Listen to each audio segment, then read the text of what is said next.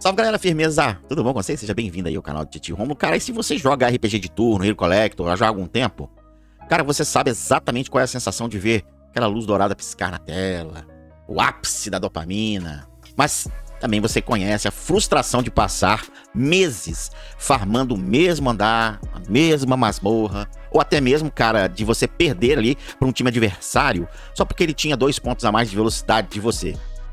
E se eu te disser, cara, que é o seguinte: os maiores criadores de conteúdo do mundo, eles se cansaram dessas mecânicas quebradas que a gente conhece e resolveram criar o seu próprio jogo para corrigir isso tudo. Hoje a gente vai falar melhorzinho, aprofundado de Godforge, que é o novo RPG da Fatelets, que ele tá sendo desenvolvido, né, com o envolvimento direto do Simon, que vocês estão participando dos meus vídeos aí, o nosso lendário Hell Hades, que foi referência no Raid Show Legends, né, e ele tá moldando uma evolução completamente polida para mudar o mercado. Então, fica com a gente nesse vídeo aí, que a gente vai falar muita coisa interessante.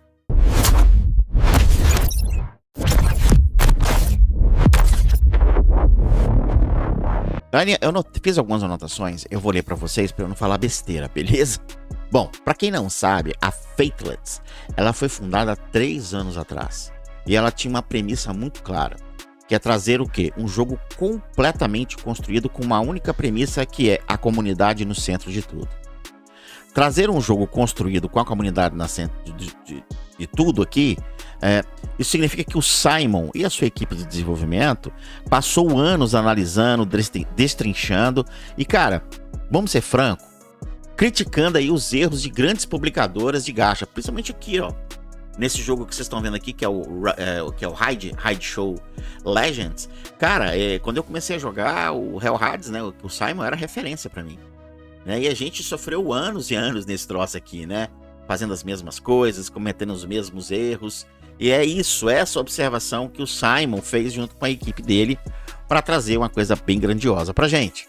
Quando, cara, um veterano deste calibre, ele decide sentar a bundinha numa cadeira com uma equipe de desenvolvimento, o resultado não é um clone de Raid Show. Quem tá falando que esse jogo é um clone de Raid Show, tá falando uma estupidez de grau maior. O que estamos vendo nas fases alfa e que vamos ver nas fases beta de Godforge é um polimento, cara, cirúrgico, mas cirúrgico mesmo. Focado em quê? Vamos ter aqui, ó. Focado em resolver as maiores dores que nós, jogadores de RPG, aguentamos por anos.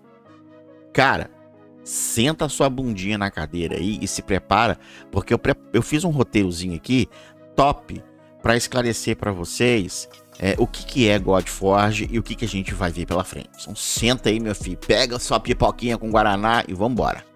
Vamos lá, galerinha, eu vou seguir minhas anotações aqui para não ficar perdido, né? Para quem não conhece nada de Godforge, vai assustar um pouquinho com algumas novidades que a gente vai trazer. Algumas coisas eu não consigo mostrar para vocês, porque eu não tenho o jogo aqui. O jogo, eu não tenho nada do jogo. O jogo vai ser liberado dia 19. Mas eu tenho informações e eu decidi criar alguns elementos para auxiliar vocês que não conhecem nada do jogo, tá? Então, vamos aqui, vou ler aqui que eu escrevi para vocês. Vamos direto ao primeiro grande ponto de polimento: a reestruturação de mecânicas de combate. Em grande parte dos jogos desse nicho, a velocidade, o famoso status de speed, dita absolutamente tudo. Se o seu oponente na arena tem um set mais rápido, ele joga primeiro, aplica controle de grupo e a sua partida acaba sem que você possa jogar. Isso cria um teto frustrante para jogadores free-to-play ou jogadores casuais. Isso era uma dor que eu tinha tremenda, porque eu não fico jogando muito dinheiro no jogo. Eu prefiro jogar mais free-to-play. Não vou dizer que eu não sou 100% free-to-play. Um pacotinho de R$5, R$4 a gente compra, né? Não sou 100% free-to-play. Mas eu ficava assim, muito triste em ver a galera que pagava ali, pegava um set melhor, de velocidade, ou de algum atributo que desse essa vantagem. E, cara, eu ficava bem chateado com isso, né? Eu falo outra palavra, mas eu vou ficar bem chateado com isso. Sabendo disso, a Fatelets fez uma mudança estrutural profunda de design no jogo, ajustando mecânicas antigas de iniciativa para sistemas focados em fé e divindade. O objetivo aqui é o quê? É trazer equilíbrio tático real, verdadeiro, absoluto para o seu jogo.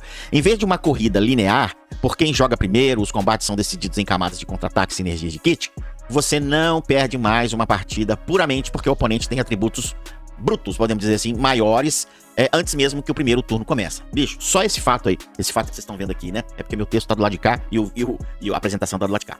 Então, isso que eu tô mostrando pra vocês aqui é um resumo do que a Fatelets fez pra já começar a dar uma diferença, né? De entregar pra gente não mais do mesmo, não uma cópia, um plágio de Ride Show, ou esquece um pouquinho o Ride Show, vamos falar de Hero Collector, Among Gods, por exemplo. Cara, vamos sair do mesmo, vamos cair com mais com o mesmo, entendeu? Não é mais do mesmo. Nós vamos jogar mais com o mesmo estilo de jogo que a gente conhece. E isso, cara, é um desejo que eu tinha, ó, desde quando entrei no mundo mobile jogando Gacha RPG Hero Collector. Vamos continuar aqui, galera, com as minhas anotações, porque tem interessantes pra vocês verem aqui do ladinho, tá? É um resumo. Isso que eu tô fazendo aqui, cara, são elementos que eu criei pra facilitar visualmente o que eu tô falando pra vocês. Vamos lá. O segundo grande pilar, onde o dedo dos criadores de conteúdo salvou o jogo, tá relacionado à valorização do seu roster. Em muitos gachas tradicionais, os heróis raros e épicos, eles são tratados como food, comida, ou meros degraus, né, temporários. Se você não conseguir um lendário com uma taxa de 0.5 de chance, sua conta trava e você fica perdido. Lá em Godforge, a filosofia de design é completamente invertida. O que os desenvolvedores fizeram? Eles criaram, eu vou ler aqui, ó. Criamos uma estrutura onde os heróis épicos têm importância, tanto ou mais que os heróis lendários na progressão inicial de mid-game. Tem um vídeo no meu canal que eu falo, tem até a thumbnail assim, melhores do que lendário, eu aconselho que vocês assistam, que tem até um combozinho, como é que você cria um combozinho lá. Vou continuar lendo aqui, ó. O que eles falaram aqui, ó? Os kits dos heróis não são apenas versões pioradas dos lendários. Eles possuem utilidades estruturais completas, como controle de turnos avançados, habilidades robustas de reviver e até curas escaláveis. E o que isso significa? Para nós, ele tá falando aqui, ó, para nós, isso significa que se você for um jogador free to play ou que gasta pouco, você consegue montar composições competitivas. Eu vou ler de novo. Isso significa que se você for um jogador free to play ou que gasta pouco, você consegue montar composições competitivas e passar do conteúdo extremamente difícil usando apenas a sua estratégia e não a sorte no seu cartão de crédito. Eu amei quando eles falaram isso daqui, cara. Vamos lá, para finalizar aqui, o que eu anotei deles lá?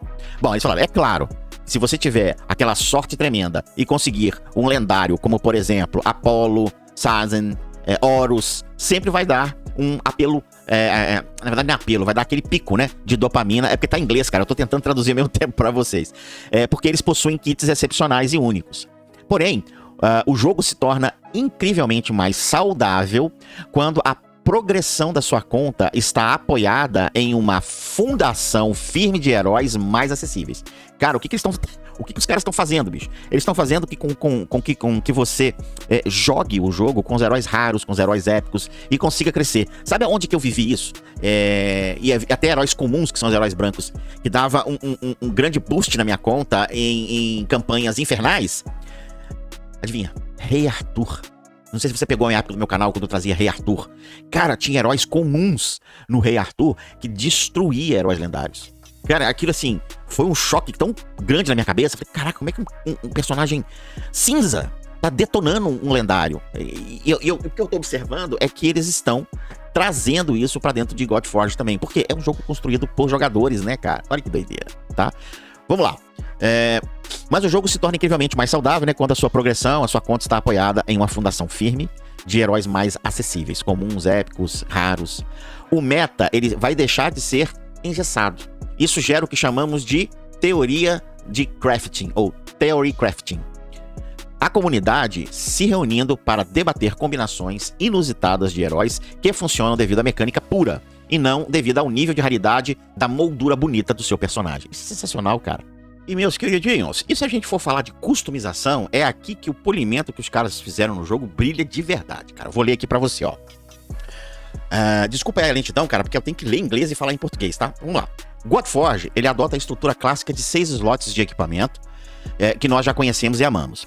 Mas ele adiciona uma camada profunda de RPG que muda tudo, que são os sistemas de armas e os sistemas de imprint. É justamente essa imagem que eu fiz aqui pra vocês, esse infográfico, pra colocar na cabecinha de vocês visualmente o que eu vou falar aqui, ó.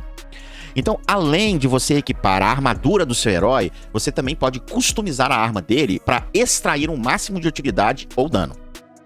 A cereja do bolo são o que eles chamam no jogo de imprints. Basicamente, cara, os imprints, eles permitem que você embuta habilidades passivas diretamente em uma arma. O que ele tá falando? Vamos lá. Você vai pegar um personagem, por exemplo, a Brunilda. Vai pegar a Brunilda, você vai pegar a passiva de cura dela, vai extrair a passiva de cura dela e vai colocar numa arma específica, fazer um imprint dessa passiva em uma arma. Ou seja, você vai colocar um atributo a mais numa arma para que você possa ter essa vantagem no campo de batalha, né? Então, basicamente, os imprints permitem que você embuta habilidades passivas diretamente em uma arma. Imagine poder pegar o efeito de uma passiva forte e transferir para uma arma que será usada pelo seu assassino principal. Isso expande a possibilidade de construções ao infinito. No caso, builds, né? O mesmo herói, na minha conta, ele pode funcionar de forma completamente diferente do que na sua conta. Dependendo do quê? Dependendo de como eu fiz o imprint, ou dependendo do qual passiva, de qual herói eu escolhi para colocar lá na forja e incluir na arma que eu tô usando. Resumindo, eu posso ter uma Brunilda diferente da sua. Isso é legal, porque na arena, quem que você vai enfrentar, cara? O cara tá com o Rei Arthur, a Brunilda ali, e tá com o Heimdall.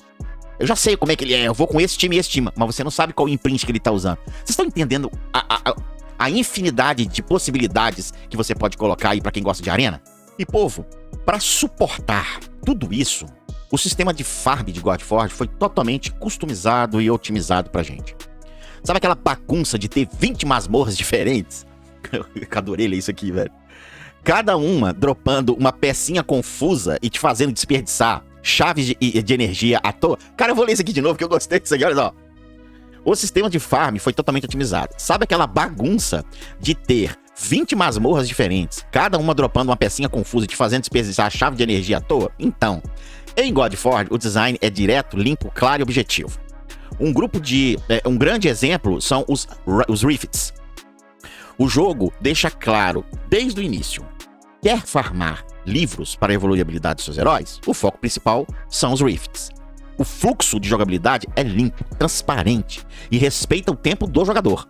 Você sabe exatamente onde investir os seus recursos diários para ver a sua conta evoluir de forma constante. Cara, os caras são muito safos.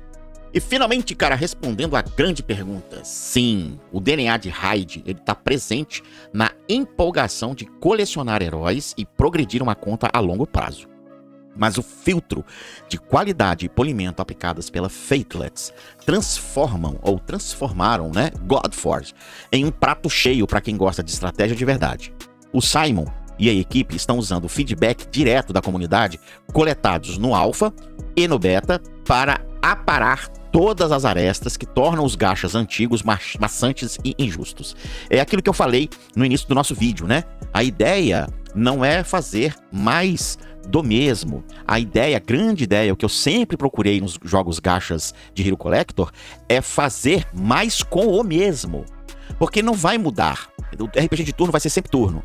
Hero Collector vai ser sempre Hero Collector. Mas o que a gente pode fazer de diferente? O que a gente pode fazer a mais com o que a gente já tem, com os modelos que a gente já tem? E eu acredito que o Simon e a equipe deles estão fazendo isso de uma forma majestosa, tá? Bom, e você? Agora aqui eu falando mais com vocês, tá?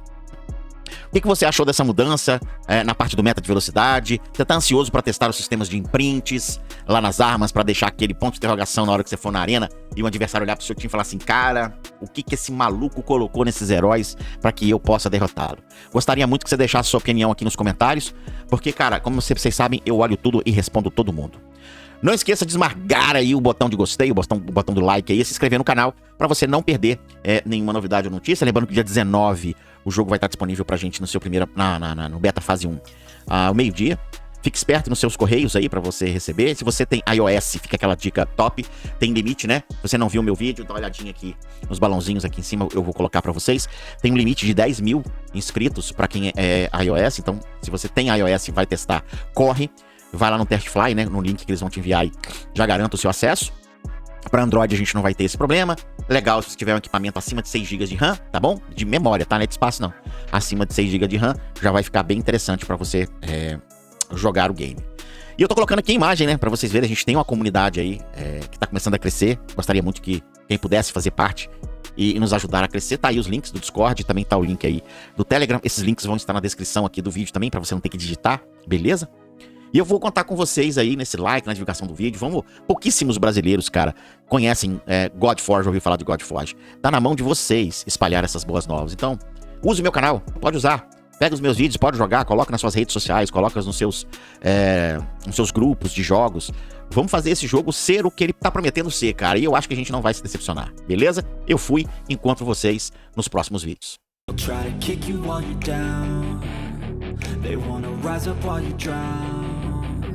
They wanna fill your head with doubt. They're silently scared that you'll figure it out.